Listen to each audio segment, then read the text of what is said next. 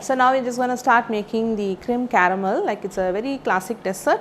It starts with making the caramel syrup. Okay, so there's sugar, water, and there's a little bit of lime juice. We add the lime juice to just avoid the crystallization of the sugar. Okay, so it's just going to stay in the liquid state for quite some time, and we're just going to avoid having the lumps of sugar that gets formed. Okay, so I also have the cake pan ready. Okay, so it's a 5-inch cake pan. I mean, so if you want the cream caramel, the custard to have a bit of height, then you could choose to use a 5-inch pan. Now, if you're going to use like a bigger pan like that, then you can double the recipe. But it doesn't matter, like even if you're going to just pour a little bit, it will still bake and then get you out. You could still slice and eat. It is going to taste the same, but then the point is, how much are you going to have, the height of the dessert, how much are you going to have. Okay, so this is the 5-inch pan, but you could still consider using maybe a 6-inch, or maybe if it is a 4-inch, it's going to be like even taller. Okay, now I'm going to keep this pan handy, and once I have the caramel done, I'm going to pour the caramel into the pan, and I also have the oven mitt ready with me, because the moment I pour the caramel into the pan, it is going to set like really quickly, but I just have to swirl the pan out and let the caramel just spread out as much, and like in few seconds it is going to become hard. And now that is how you prepare the pan before we start cooking the custard part of it. So this is the caramel part of it, and then we will move on to the custard. I don't have stuffs here for the custard, but we'll just first get this one done, and then we will just start working on the custard part. Okay, so I'm just going to add the sugar, water, and the lime juice, and I'm going to switch on the stove.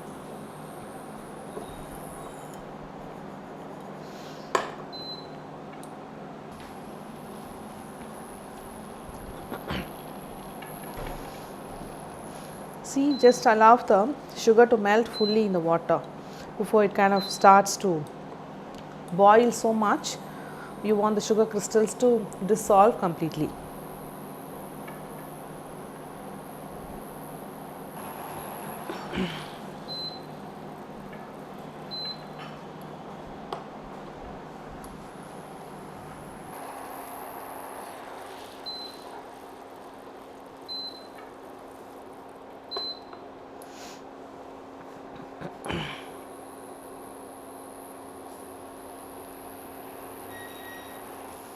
So now the sugar is fully dissolved, okay, and now it's just going to begin caramelizing. Okay, so I'm just going to wait and check for the change of color. It's going to slowly turn into amber. Okay, start caramelizing from one side, and then the caramelization will just spread out to the entire bottom. Okay, so but you're just going to keep mixing it. As I start seeing the whiff of smoke coming out, like it's just starting to caramelize, then I'm just going to swirl it up. Until then, I just want to allow it to bubble, and then allow the caramelization to happen.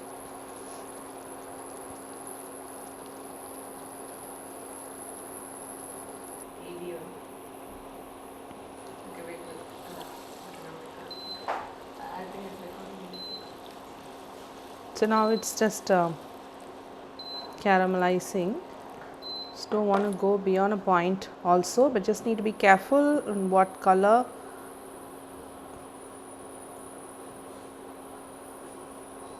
it just changes to.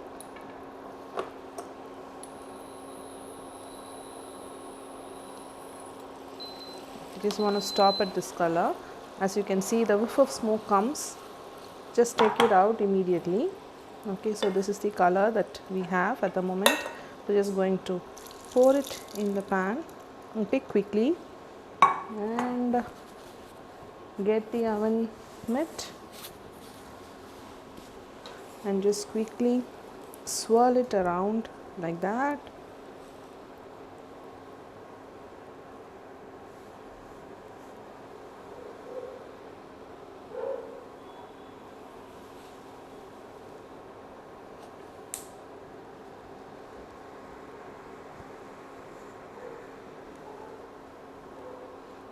Just trying to coat the sides of the pan as well.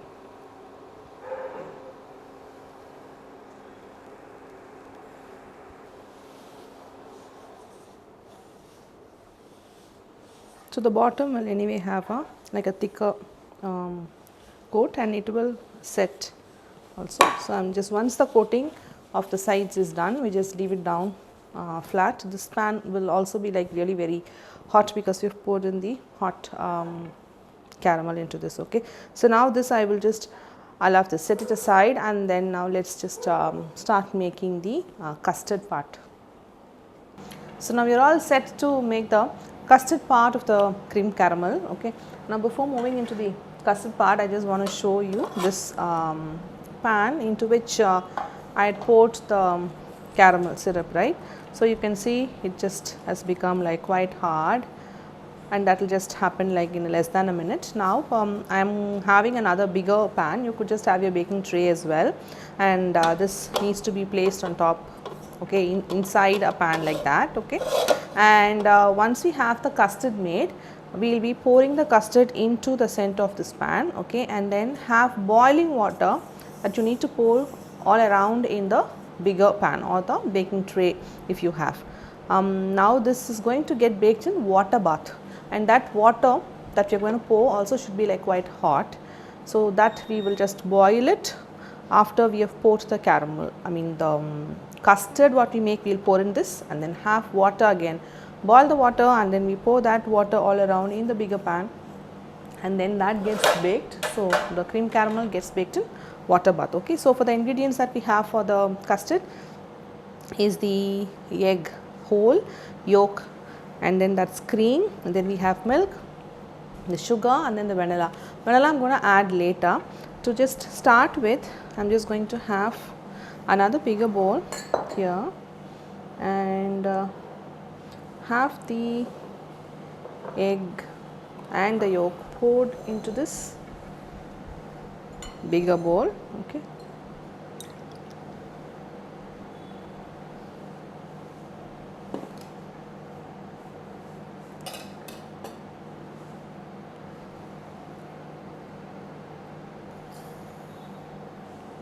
then I'm going to use wire whisk and then mix the egg, the yolk, and the sugar together.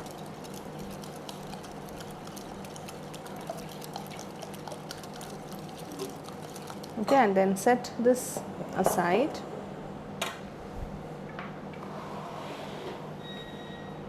Then I'm just going to have the induction stove and have a saucepan and get the cream in.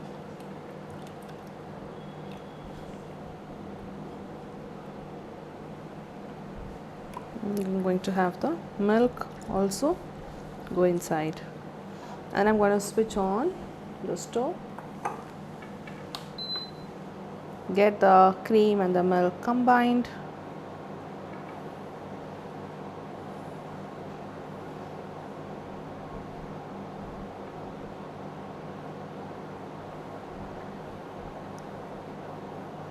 I'm going to wait for the milk and the cream mixture to start bubbling up on the edges. You don't want to let it like completely boil. We're just going to try and heat it up.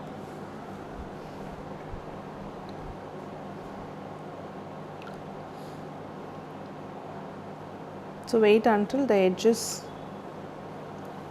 are bubbling. Okay, and then what we are going to do, gently pour this very gradually into the eggs mixture. So you're trying to temper the eggs, because now we want to just rise the eggs temperature and then match it up to the temperature of the milk and the cream. Now if you're going to add the eggs into this directly, or add the milk and the cream that is hot into the eggs, like everything together at the same time, and then mix it up, the eggs will get cooked up, and then we are going to have like scrambled pieces of the eggs that we want to avoid. We just want it like, you know, quite smooth and neat as you cut through the dessert after it's baked, for which we are just going to slowly add as we keep whisking the eggs mixture with the sugar. and once the temperature of the egg kind of rises, and then we just kind of pour the rest of the hot milk and cream, and then we have the milk, cream and the eggs all come down to like quite warm stage, and that we will be pouring into the prepared pan in which we have coated with the caramel. And there again, like we are adding maybe the quite warm or like about to boil kind of the stage of the milk and cream. And though how much ever we are going to be careful trying not to scramble the eggs, there could be like possibility of a little bit of scrambles here and there, and so we will be using a sieve, so we could just strain the mixture as we are going to transfer it into the pan. Okay, so it's just beginning to heat up. I'm going to give it a mix.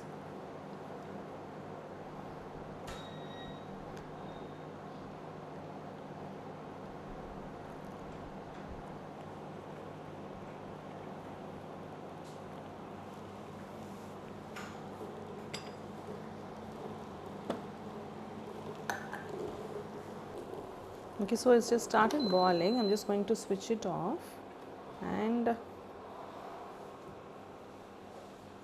get the bowl of the egg and the yolk. Okay, so I'm just going to first whisk this, and now I'm just going to very gently pour in a slow stream as I am whisking little by little.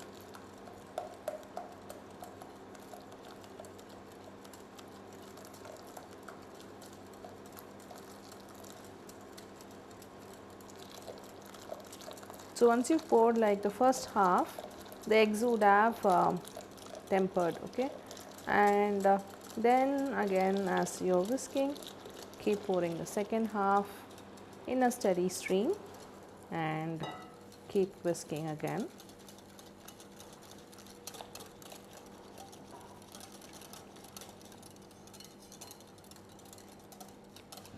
You also want the sugar that we have added with the eggs to kind of dissolve, melt and dissolve with this heat. And into this I am going to add the vanilla. Now we have this mixture ready.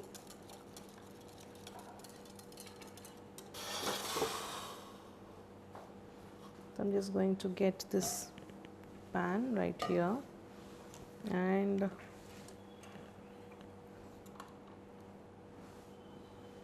I'm also going to have the sieve right down here, and then I'm just going to start pouring this liquid through the sieve.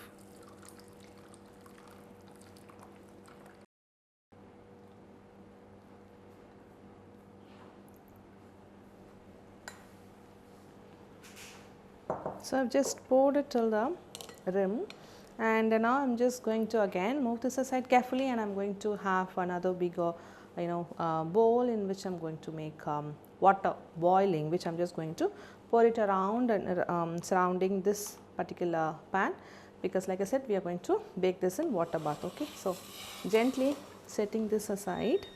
So I have the water boiling here, like you need that much. So you could just maybe fill half of the pan, like about maybe an inch or inch and a half height of the water that you want to pour. Okay, so you can see it's starting to boil, because you don't want to add room temperature water, because that is going to take some time to heat up inside the oven, and you want the baking to happen like as soon as it goes into the oven. You want the oven to be preheating before all this process, and so the oven is still running at 180 degree Celsius. Okay, and I'm just going to get this pan. So in the pan that is in the middle, you have the caramel as the bottom layer, and then we made the custard and then we poured it there, and then I'm just going to push this to one side. I'll bring it back into the middle. You don't want the water to get mixed up.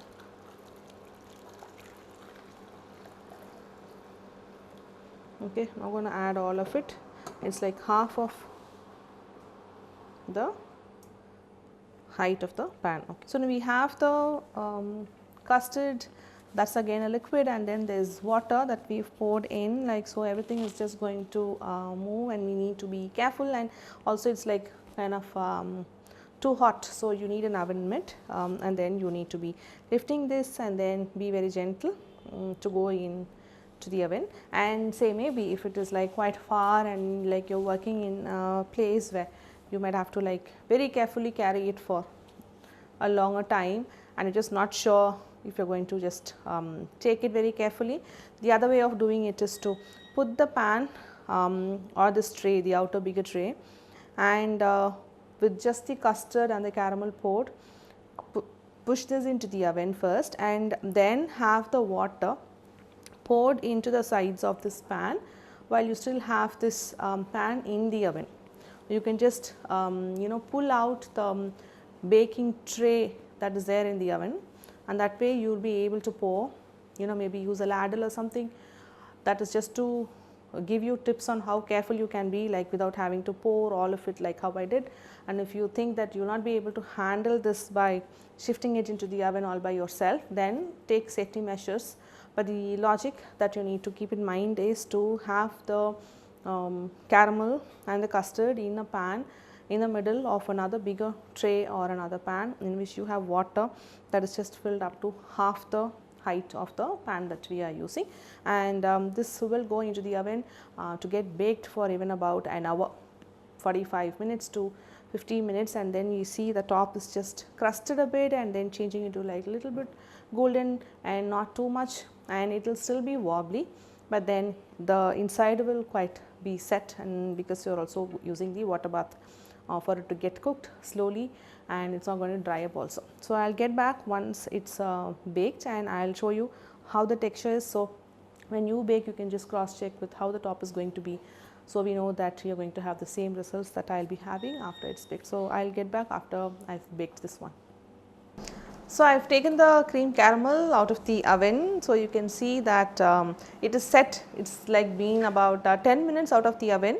But when you take it out of the oven, the center is still going to be jiggly, okay, and then you will have a film, a crust kind of a thing forming on the top. If it is kind of really very watery on the top, then it is still not baked. So, what you are going to look at is the crust formation, and the center will still be jiggly, okay, but right now it is not there because it will settle down like say in 10 minutes after you have taken it out of the oven, and then it is like quite warm.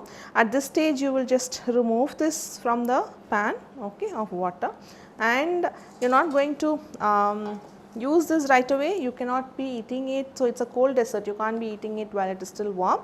Now, this one while it is still warm, we are just going to pop it into the refrigerator overnight, and then the next day is when you will know we will be just placing it upside down into the plate of dessert, and then we are going to transfer it where the caramel is just going to flow out, ooze out, and then we will have the upside down of this is the right side up. So, we are just going to have like a beautiful caramel coated on the bottom of the dessert, which will actually be the top of the dessert, okay. So, now this I am going to place it in the fridge, and then I am going to get back after about 10 hours to show you how it looks like when you are just going to flip it upside down into another plate. So, the cream caramel has been resting in the fridge for about 10 hours now. I have it here, you can see that it is like quite firm now, it is also cold. Now, I have a plate in which I am just going to demold the cream caramel. So, the caramel is just at the bottom, okay, and obviously the sides are quite set, okay. So, I am just going to use a knife and gently release around on the sides.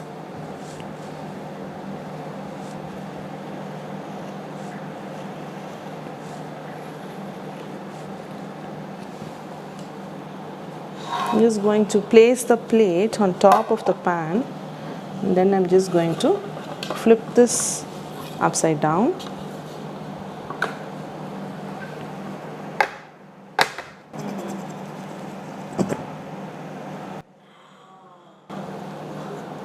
Okay, so you have the caramel, the juicy one, and that is really important that you need to save it, because with each bite it is always really nice to have the caramel syrup just be there in each bite.